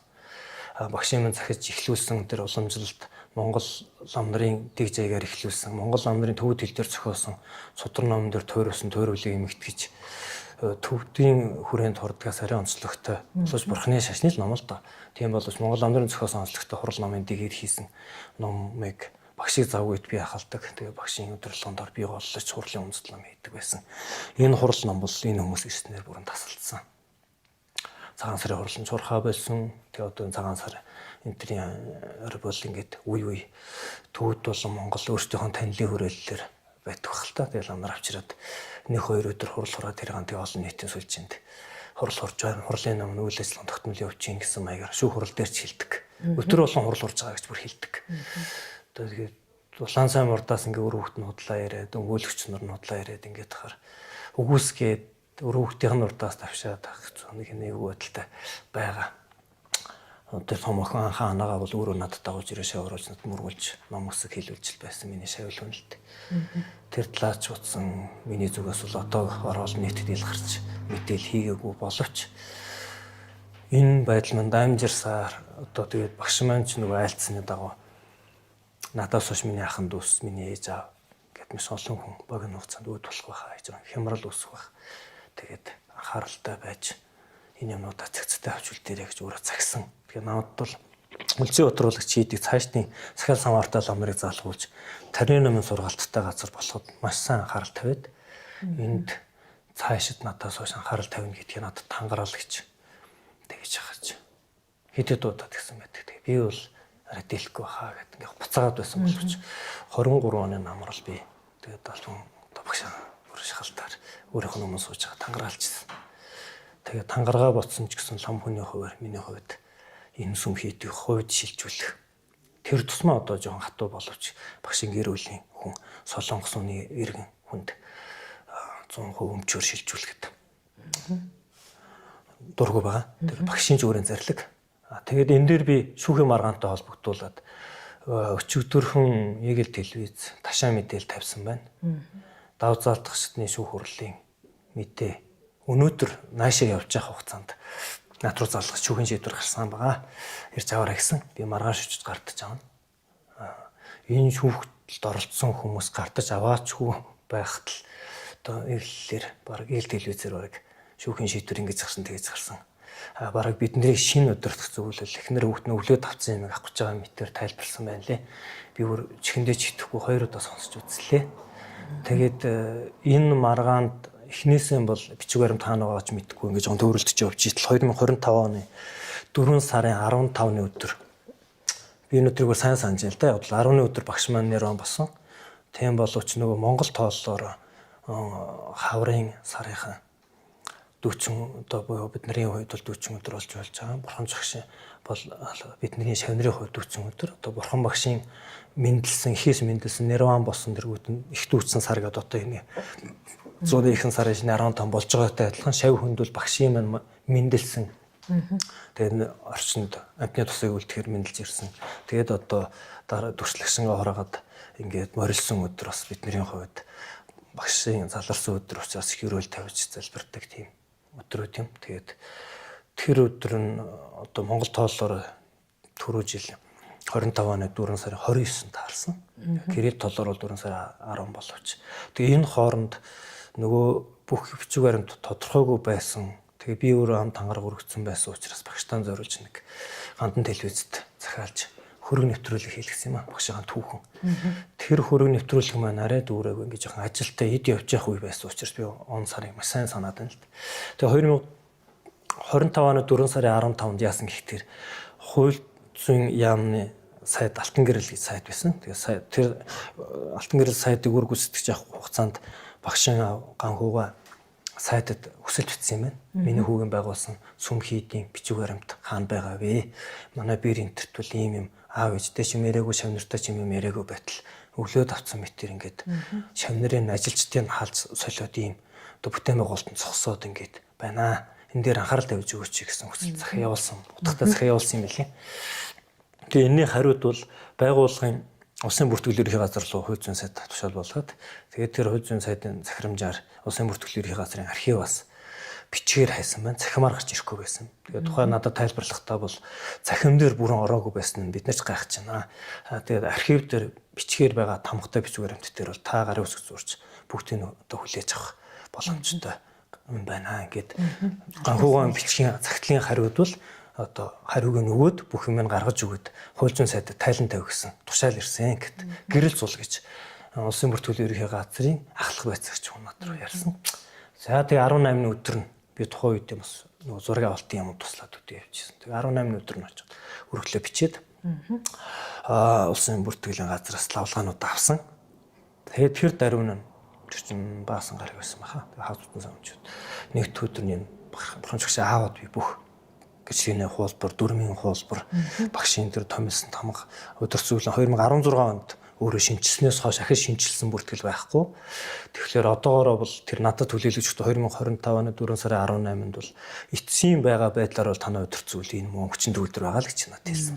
Одоо би яах ёстой вэ гэсэн. Би бол яг учраа олохгүй байсан алан бичиг үл гэтэл та өдөрцүүлээ хуралдуулаад тэргүүнийг томж бүртгүүлээд үйл ажиллагаанд чиглэх ёстой. Танаа байгууллага бүтэн жилийн хугацаанд татварын үршир орсон байгаа. Ийм мэдээлэл ирсэн байгаа. Ахаад бичиг баримт авах хөтөр би татвар санхүүгийн бүртгэлийн бүх хуулбарыг авъя гэд. Тэгээ гар үсгийг зураад авсан. За тэгээд тэр хуулбарууд бүр их над байдаг. Би та хэд үзүүл танилцуулж болно. 2025 оны 4 сарын 18-нд авсан бичиг баримтан дээр тулгуурлаад 21-нд нэгд өдөр нь багшийн аавын гэрт бид нар хуралдаад багшийн аавыг манай өдөрцөн үеийн гишүүн бидний багш нар лам байдаг. Иргэн тухай татаал дээр нэг би амсрын гэдлэн байдаг. Бурхамж багшийн бас шав таринчин хүн байдаг. Тэр багш минь одоо тарин номын ажил ихтэй учраас энэ албан ажилд оролцож чадахгүй. Тэгэхээр өргөдлөө өгөөд өөрийнхөө оронд аавын томилмоор байна гэсэн хүсэлт өргөдөл өгсөн. Тэр өргөдлийг би улсын бүртгэлийн газар өгсөн байгаа. Бор цаасан дээр балаар бичсэн тийм хүсэлт өргөдөл байдаг.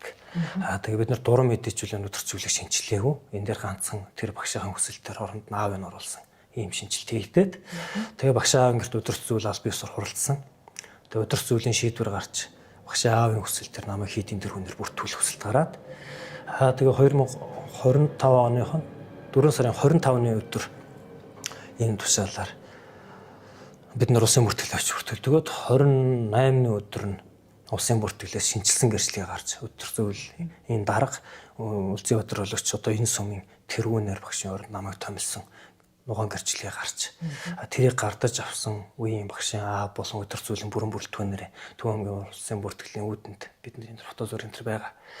Яагаад гэвэл бид тухайн үед яг ийм одоо эсрэг хоорондоо байр суурьтай болцсон байсан учраас ийм болсон. Тэгээд гэрчлэгээ гарсан учраас тамгаан шинжилж авах хэрэг гарсан. Тэгтэл нөгөө өдөр зүйлийн дарга томилогдсон бүх юм дээр тамга дарах хэрэгтэй бас тамга байдгүй биднэрт. Гэтэл тамга хаана байгааг хаяад болтдгоо. За тэгэхээр нөгөө багшийн гэр бүлээс асуух эдгээр ч өмнө нь аглагт байгаагүй хүмүүс учраас эднэрээс би одоо юу гэнч яах вэ гэж бод. Тэгээ улсын бүртгэлийн газраас асуусан. Та одоо ирэх бүхий өдөр зүйлийн 5 гишүүнд байхгүй. Одоо нэгэнтээ өөр хин нэгний гарт байгаа нь тодорхой тийм. Гэхдээ хинд байгаа нь тодорхой бас ийм байгаа тохиолдолд сонинд зар өгөөд өргөдүүлсэн гээд шинээр тамга авах хүсэлтэд гаргаж өгөө гэж. Сонингийн зарын өгөөд тэгээд тэр чин сайн шүүхтээрээс эсрэг өмгөөлөгч өөрөө уруул худлаал тайлбарлаж байлаа л дээ. Тэгээд энэ болгоныг залруулж өөрийн бодиттой гэрч болж ярихгүй бол шүүгч нарт дүгнэлт хийхэд бас яадаг юм нөлөөлдөг юм уу? Одоо энэ шүүх хуралдаа олон удаа хойшилж байна. Тэр байтугай тугаанд нэгслэн хийдийн одоогийн өмчлөл нь чой хамт дээр бүр хувийн өмчөд шилжчихсэн байгаа мэтээр олон нийтэд ингэж тэр шүүх хуралдаан дээр зарлж ингэж ярьсан нэг байдлыг тэгээд нээлттэй болсон. Нээлттэй болсон. Тэгээд тэр олон нийт сүүлчээр цацагдсан. Тэрний хуулбарыг би хуулж авсан байгаа. Гэтэл тэн дээр болж байгаа ёсоор бид нэр бүрэн ярих чинь гэж юма тайлбарж амжаагүй, яриулахчгүй нөгөө талаар ингээд шүүгч яриулаад ингээд дүгнэлт хийгээд байгаа нь бас цаашдаа бид нэр хэвлэл мэдээлэл хандаж энийг олон нийтэд зөв тайлбарлахгүй бол одоо орчин одоо жил гарна л миний хувьд өөрийнхөө төрсөн эцгийн нэрийгч гаргаад л нэг тийм хүний хөрөнгө шунсан нэг лам хүн болж л хуурчаал байна л да. Миний хувьд бол багш таамлсан өдөр зүгэлд 16 оноос хойш байсан учраас энд нэг хувийн нэр төр бодож нэг хүүхдүүдийн эсрэг мэдээлэл хийлгүү өдөх хүрлээ. Нэг талаасаа багшийнхаа гэр бүлийн эсрэг нэг юу ч гэж хэлэх юм дэ тэр хүмүүс худалж байгаа гэдээ ярилтай юм биш тийм ээ. Эвгүй байдалтай байсан учраас за нэг юм нөөцрөлдөх байлгүй те. Энэ хүмүүс жоохон яарчтэй л гэж бодсон. Гэтэл шүүхийн маргаан дундаас нэг бидний мэдээгүй баримт гарч ирсэн нэг хүүхдээ шүүхтэр хэрэгт авагдаад өвлөг хэрхэн гэрчлэгээ гэдэг юм гараад ирсэн. Тэр нь одоо энэ 26 оны 6 сарын 3-нд од гэрлээд Натротч тэр Баянзүрх Сүхбаатар Чингэлтийн тойргийн иргэний шүүхтэр хурал зарлагдсан байгаа нээлттэй. Энэ хурлыг болж өгвөл одоо хэвлэлээр ч гэсэн цацагтаасай л гэж бодож байна. Юм үнэн зөв байдаг бол хинэн үнэн зөв тэр Монгол улсын шударга шүүх хуулийн өмнө үзье гэж бодож байна. Одоо хэдий болтол ингээд багшийн хаан ч гэсэн нэр сүрийг гутаалгаад яг үнэндээ инженер сүрийг гутааж штэ. Тэр багш маань тэр синийг телевиз болон олон нийтэд ард түмэнд маш олон удаагаар энэ ард түмний өмч хөрөнгө шүү би шашны төлөө зүтгэж байгаа лам хүн шүү энэ хандивар чинь би ийм юм хийж байгаа шүү гэдээ өөрөө эргүүлээд ингээд тайлагнаад нэмж хандив аваад 40 он бүтээл байгуулсан нь эргүүлээд одоо энэ өмчилж авч байгаа хүмүүс нь бол тэр хүн ч өөрөө өмчлөөд авсан байсан мэтэр тий миний багш улсын бүртгэлээр шүүхөр тогтоогдсон хэзээ ч өөрийн хувийн өмч болгоо гэж өргөдөл өгөөг юм бэл энэ хугацаанд амьд байх хугацаанд гэтэл өөрөө өмчлөсөн байсан мэтэр болгоод өөрсдөө өвлж авах гээд ингээд бидний хувийн хөрөнгөө гээд бидний эсрэг ингээд тэгээ бид нар хувийн хөрөнгөд нь халдаад байгаа мэтэр ингэж мэдээлэл хийж байгаа. Илтэл одоо ташаа мэдээлэлтэй. Тэгээ бид нарын болон маш олон шавнырийн нэр хүндэд халдж байгаа, ар гэрийнхнийхэн ч гэсэн нэр хүндэд халдж байгаа асуудал юм. Нэг хэсэг бол багшийн өндөр настай 100 гарсан хөгшнийг л хүртэл одоо бараг л яасан шуналтай материал олон нийтийн сүлжээнд бичээл хэлээгүй байдалд оруулсан. Тийм төрсөн хүүгээ алдсан, ханаа алдсан багт нь бид нэр тухайн үе болгонд нь ирж аваад нь ханиулж ирсэн. Их л хэцүү. Тэгээд иймэрхүү байдалтай байна.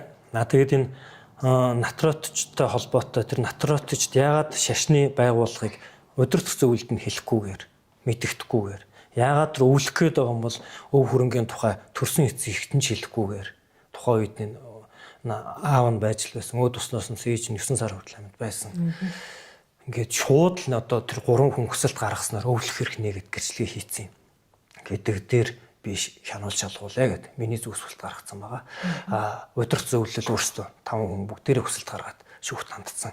Иргэн хэрэг явж байгаа. Захиргааны хэрэг дээр бол бидний тамга тэр одоо олгогдохгүй байгаатай холбоотой улсын бүртгэлийн байцаагч нөгөө өвлөх хэргийн гэрчлэгээ бариад ирэнгуут нь тэн дээр үндэслээд бид нэр дээр хасалт хийхээр дүгнэлт хийсэн байдаг.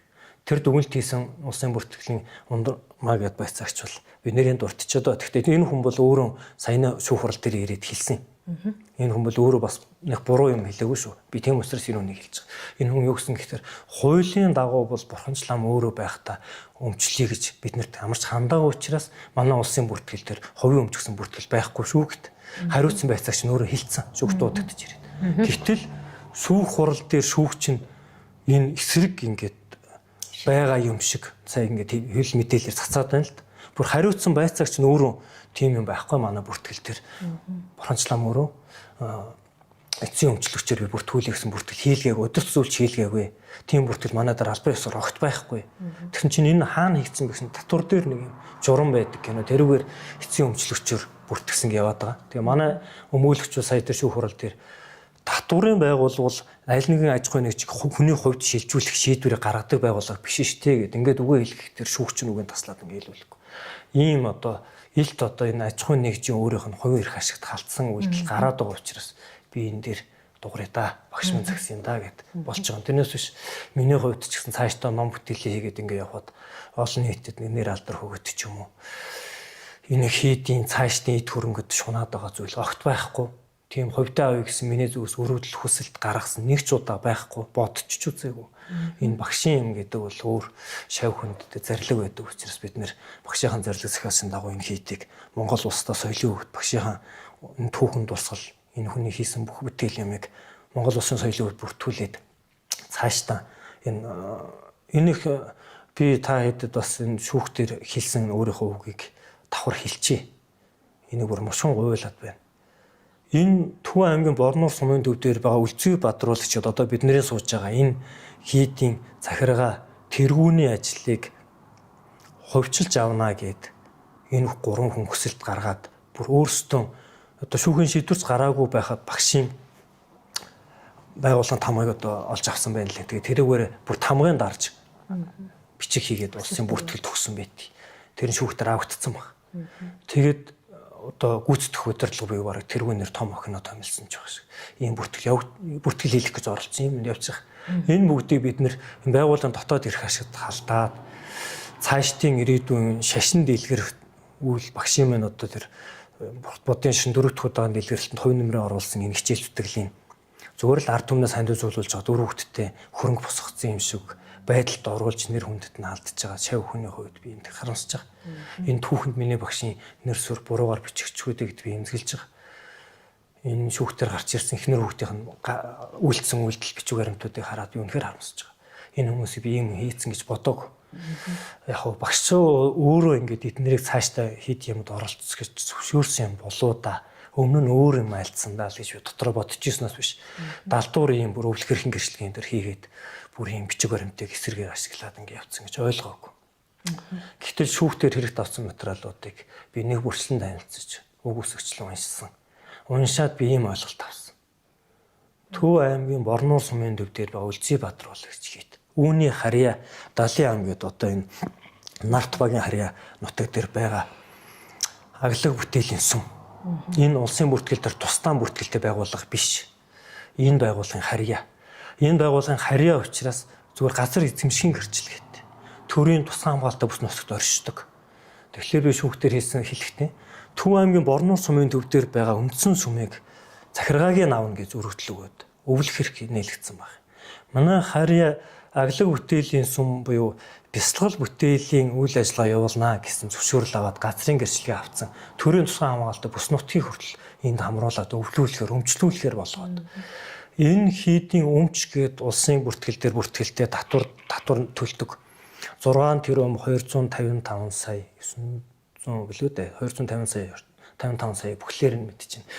Энэ тоо 2016 онд бид нэрийг өдөрт зөвлөл бүртгэхэд нэмэж хийд Үлзийбаатар хийдний хөрөнгө гэж бүртгэгдсэн байдаг.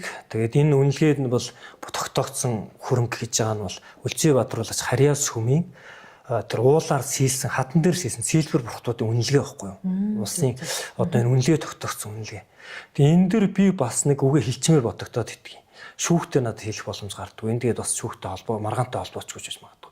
Энэ үг гэхээр соёлын өвийг нэг бурхан урлаач багш маань ингээ санаачлаад чулуу сийлдэг шавнар нь ингээ сийлээд Монголын ард түмэн хандив өглөө.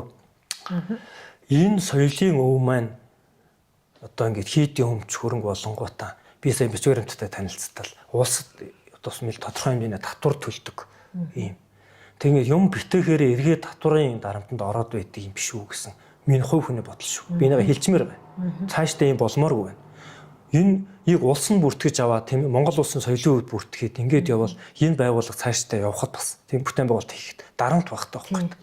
Тэгжээтэл эн чинь одоо бүр сүүлдээ Монгол улсын соёлын өвч биш, хийдийн ч өмч биш, бүр хувийн өмч болоод тэгээд тэр хувь хүн талаас би ингээд дүгнэлт хийх гэхлээр манай хийдний салбартай боллоо. Бясалгал хийх байшингууд бариад.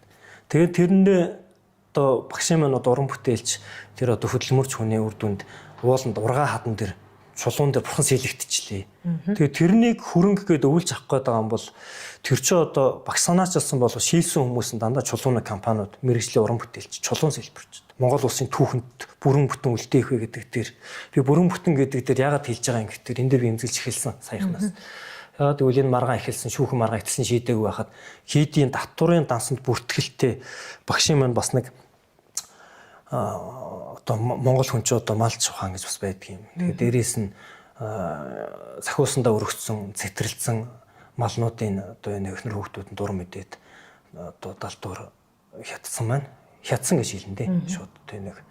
Ягаад гэвэл тэр одоо зориудаар баян хонгороос доорндын тэр хөлөн бөөраас л үү дээ хавцавтраад ингээд дөрвөн эвэртэй хон шилмэл одоо тийм сүрг үүсгээд тэгээд энэ бол одоо газрын гимиг дарддаг юм аа. Хочин бас одоо энийг үржидэр бол бас өөр одоо орон нутагт юм хийд барих юм байгуулах, отгоор нь байгуулахад газар нь одоо төгшин энэ төр байх юм бол тэнд ингээд үржүүлээд залаад ингээд аваа явдаг. Тэгээд цэтэрлэн гэдэг чинь тэр амтны аминд дахиж хүрхгүй гэсэн сахиусанд өргөцсөн байхгүй. Тэгээд тэрэнд аминд хүрхгүй бурхны шний зан үйл, амтны ам авардаг зан үйл. Гэтэл ингээ өөр хүүхдүүд нь багшийн нэрийг бариад л ингээд өмчлөн гэсэн нэрийн дор хядлага хийгээд амтны аминд хүрээд байгаа лам хуурах хүний хувьд би хин дээр багшийн хүсэл зорилго эрмэлзлийг эвдээд хийдийн хөрөнгөнд халтаад шүүгэн шийдвэр гараагүй байгаа шүү дээ. Одоо хүртэл эцлэн гараагүй. Анхан шатраа сая буцаагдчихлаа. Явал энэ анхан шатны захиргааны хэрэг дээр бол бидний гомдлыг хэрэгсэхгүй болгосон юм. Сая давзаалтах захиргааны хэрэг дээр бол энэ хэрэгсэхгүй болгосон үнэлэг байна. Ягаад гэвэл удирдах зөвлөл чинь өчигдөр эглэр шал өөр мэдээлэл тавьсан шүү дээ. Удирдах зөвлөлийг бүрэн эрхийн хугацаанд дууссан гэсэн шийдвэр нь хаана байгаа юм. А энэнийг 30 төгөлдөр хугацаанд дуусгах тухай дүрмэндээ тухай бичсэн тодорхой тийм ээ дуусгар осноор дараагийн өдөр зүйлийг яа томилох тухай ч юм уу бүрэн дүрмээр бичигдээгүй учир дутагдaltaй юм байна. Гэвтэл байгууллагын дүрм учир дутагдaltaй байж болно ш. Тэгэхээр тэрийг улсын бүртгэл удирдах зөвлөлтөд ярих хэрэгтэй болохоос биш. Миний ойлгож байгаа тийм ээ. Бид нартэй ярихгүйгээр манай байгууллагын гишүүнч биш, хувьтай авах хүсэлтэй байгаа хүмүүсийн хүсэлтээр шийдвэрлээд байгааг би бас ойлгохгүй байна. Нөгөө талаас би сая энэ яриа бас ингэ шүүхийн маргаантай холбоотой ширх дэлгэрэнгүй сайн ярьж шиг намны уйлуу шиг нэг гэдэг тийм ээ. Энтэй холбоотой бүх баримтаа би өөрөө биеэр нотлно. Шүүхтэр байгаа болон багшийн биднэрт үлдээсэн. Энэ байгууллагын үүсгэн байгуулагдсанаас ахуулаад бүх баримтууд над дээр нэг хуваар байгаа. Энэ Үлзийбаатар хийдийн харьяа аглаг бүтээлийн сүм гэдэг сүмийн маань одоо үндсэн тэр газар нутаг шин төрийн тусгай хамгаалалтын бүс нутаг шүү дээ.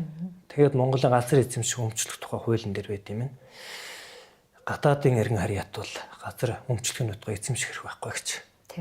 Гэвтэл яагаад ийм давхар зөвшөөрөл олгогдоод яваад байгаа юм бэ гэдгийг би өөрөө гайхаж байна. Тэр ургаа хад чинь сэлбэр соёлын бүтээл юм бол тэр ургаа хад чинь өөрөө газрын хөрснөөс үл салах нөгөө мод, уул ус, ургамал хад чулуу чинь Монгол өмцөн улсын өмчөө, ард түмний өмчөө туйланд бичсэн юм байл.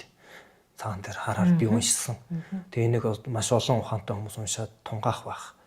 Гэтэл энэний язгуур одоо Монгол ард түмний эрх ашиг төрөл халдсан үйлдэл болж гин гэж би харж байгаа. Ирээдүйд энэ дээр үндэслээд саяны одоо гандан тэгшлэн хэд чай хамбын хувийн өмч болсон байна. Энэ яга болтгүй ингэж эсрэг талын хүмүүлж худал мэдээлэл тарааж байгаатай адилхан энэ шийдвэр эсрэг гарснараа магадгүй цаашдаа сүм хийдүүд хин нэгний өмчөд лам нарт нь ч мэдэгдэхгүйгээр шилжээд байх боломж нэгчих ч юм болов.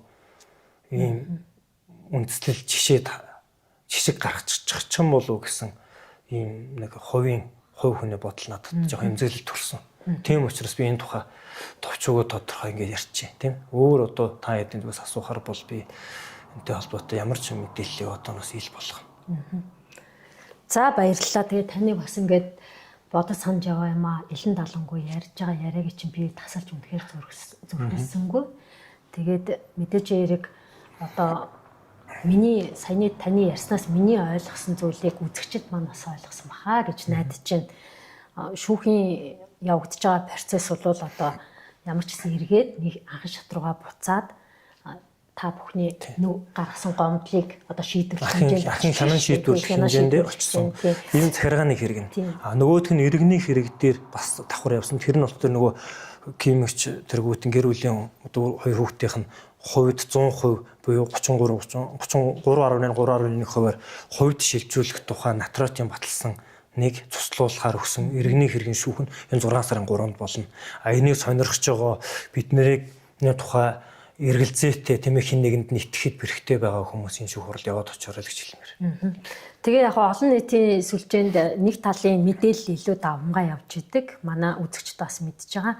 Тэгээ би эндээс юу гэж хэлхийг хүсэж байна гэхээр хэд их одоо нэг талыг барьсан дүгнэлт хийж маш олон жилийн хөдөлмөрөө бас бурханч багштай хамт өнгөрүүлсэн шавнырыг нь одоо буруутгах тий аль нэг талын одоо шүүхийн шийдвэр эцэслэн гараагүй байхад дүгнэлт хийж элдвэр хэлэх нь одоо зохисгүй юм аа гэдгийг бас ойлгосоо гэж хүсэж байна. Тэгээ өнөөдөр яг ингээ газар дээр нь мэдээлэл өгөөд сурвалжлага хийгээд ингээд нэвтрүүлгээ хийгээ явж хахад би олон зүйлийг бас боддоор нүдэрээ хараад ойлгосон зүйлээ одоо товчхондоо та бүхэнд хэлэхэд энэ Төв аймгийн Борнуур суман дээр анханасаа их усүрэнд тавигдсан энэ хийдийн салбар аглаг бүтээлийн хийд юм байна. Тэгээ аглаг бүтээлийн хийд дээр маань анх үүсгэн байгуулагдсан цагаас нь эхлээд хүч хөдөлмөрөөр зарцуулсан олон шавнар нь бас байд юм байна. Тэгээд бурханч багшийн өөр их нь айлтжсэн үгнээс одоо амьд ахудаа гэрээссэн үгнээс нь түүнийг нь биелүүлэхийн тулд одоо шавнар нь бас ингээд явж байгаа юм байна шүү. Түүнээс биш одоо хин нэгний өмч хөрөнгийг булаацалдах тийм ээ. Эцэст одоо энэ соёлын үеийг энэ газар нутгийг Монголдо байгаад шавнар нь авч яваа 50% та байгаа бүтээн байгуулалтыг 100% нь хүргэх цаашлаад яг эцсийн зорилго болох нөгөө сургалтын журмаар ирээдүйн одоо энэ номонд шамдан суралцах шавнырыг бэлтгэх энэ ажлыг хийхийн тулд зорилго болгоод явж байгаа юм байна. Тэгэхээр энэ бүхнийг та бүхэн бас олон талаас нь харж тийм ээ их сурвалжуудыг хүлээцтэй байж байгаа дүгнэлтээ хийж байгаараа гэж хүсэж байна. Мэдээж хэрэг хууль хяналтын байгууллагууд бол шударга ёсоор шийдэх нь зүүн хэрэг бах. За тэгээ миний итгэл үнэмшил бол одоо олон түмэнд ч гэсэн бас тэгж төрөх байх гэж бодож байна. Өнөөдөр бид нарт одоо үнэн байхын тухайд, зөв байхын тухайд, шударга байхын тухайд, шуналгүй байхын тухайд сургаж одоо тий их болсон 6 зүйл хамаг амтны тусын тулд гэж ингэж аль дөрөө айлтж яадаг одоо лам хувиргууд маань хизээч зөв бус авир гаргаж явахгүй тодорхой. Тэгээд эцсийн одоо шүүхийн шийдвэрийг эцэслэн хамгийн сайн сайхнаар зөв шийдэгдээсэй гэж хүсэж байна. Мэдээж хэрэг гэр бүлд нь бас нэг хүсэл зорилго байгаа ах. Гэхдээ тэр нь бол одоо энгийн хүний үг ухаанаар ботход те байгалийн баялаг бүх ард түмний өмч байна л гэдэг те энэ газар нутаг бүх ард түмнийхээ өмч байх хэвээр байх. Энэ дурлагдсан бүтээлүүд олонний гараар оюунаар бүтсэн энэ бүтээлүүд эндээ байж олон түмэндээ үеийн үед хүртэж явах гэж бодож байна. Тэгээд монголчууд бид нар бас их азтай энэ аглаг бүтээлийн хэд бол сүүлийн одоо баг энэ социалист нийгэмд ч бүтээгдээгүй угаасаа хаалттай байсан шүү дээ. Тэгээ ардсан нийгмийн одоо энэ 30 хэдэн жилийн түүхэнд бүтээгдсэн хамгийн том бүтээн байгуулалт баг манай Монгол улсад энэ дайны бүтээн байгуулалт хийгдээгүй. Энэ бол мэдээж олон хүний дэм тусаар бүтсэн энэ сайхан хийд байгаа. Тэгээд өмнөх гашуун туршлага шиг бас ингэж устж үгүй болохгүй байгаасаа гэж чин сэтгэлээсээ хүсэж байна. Үүний тулд мэдээж энэ саяны таны ярьдаг төрийн бас байгууллагын үйл ажиллагаанд энэ олон шавь нарын нь оюун ухаан тийм ээ авч явах хаа гэж найдаж байна. Тэгэхгүй энэ ингээд магадгүй хин нэгний өмчөж шилжүүл дараагийн хүнд худалдагдах тэгээд аялал жуулчлалын салбар нэртэй хөгжих магадгүй ингээд ярианаас сонсоход хин нэгний одоо нөлөөлөл байхыг үүсэхгүй юм хардлага төрж байгаа байхгүй юу. Тэгэхээр зэрэг шүүх шудраг байгаасаа хамгийн одоо үнэн зөв дүгнэлтийг гаргадаг газар шүүх засаглал байдаг. Тэгээд үүний төлөө одоо бас өнөөдрийг хүртэл үгээ хэлэхгүй төвчээртэй хүлээцтэй байж байгаа шавнарт нь бас баярлалаа. Тэгээд би бас түрүүн нөгөө хийд дээр байхдаа хийсэн. Дээрээс бас бурхан багш харж байгаа. Тэ өвөг дээдс минь харж байгаа Монголын заяа ихээ. Тэгээд хамгийн зөв замаар шийдэгдэх болтугай гэж өгөөё. Ерөөлөөр алгээ. Тэгээд танд бас үлдсэн үгээл хэлээд хоёлаа нэвтрүүлээд басхыг да. Өнөөдөр ингээ багшийнхаа анх шавын тавиад сурагч оюутан байх хулаад энд ирээд ажиллаад байчсан хий дотор иймэрхүү юмараа сууж байгаад сэтгэл жоохон тийм тайван бас эвгүй байт юм.